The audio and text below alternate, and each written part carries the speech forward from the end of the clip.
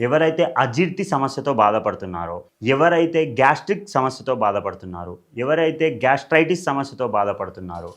ఎవరైతే అసిడిటీ సమస్యతో బాధపడుతున్నారో, ఎవరైతే మలబద్ధకం సమస్యతోటి బాధపడుతున్నారో, ఎవరికైతే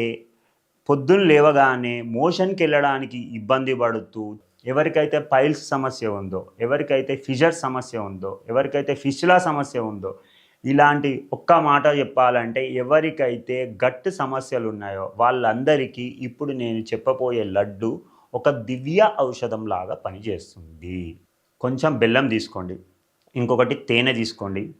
ఒక 10 గ్రాములు పంకిన్ సీడ్స్ అంటే గుమ్మడి గింజలు తీసుకోండి, అలాగే ఒక 5 నుంచి 6 కిస్మిసులు తీసుకోండి, అలాగే ఒక 2 ఫిగ్ అంటే అంజీర్ తీసుకోండి,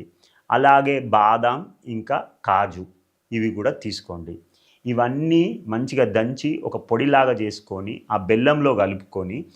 బెల్లం కూడా పొడి పొడి చేసేసి తేనెలో కలుపుకొని ఒక చిన్న లడ్డూలాగా చేసుకోండి. ఈ లడ్డూలాగా చేసుకొని ఇది రెగ్యులర్గా తీసుకున్నట్టయితే ఆటోమేటిక్గా అజీర్తి సమస్య ఉన్నా, లేకపోతే గ్యాస్ట్రిక్ ప్రాబ్లం ఉన్నా, లేకపోతే అసిడిటీ సమస్య ఉన్నా ఈ లడ్డు రెగ్యులర్గా తీసుకున్నట్టయితే మనము కంపల్సరీ మలబద్ధకం సమస్య కానీ ఎలాంటి గ్యాస్ట్రిక్ ఇష్యూస్ లేకుండా మనము కంపల్సరీ ఇంట్లో ఉండి మనం కంట్రోల్ చేసుకోగలుగుతాము.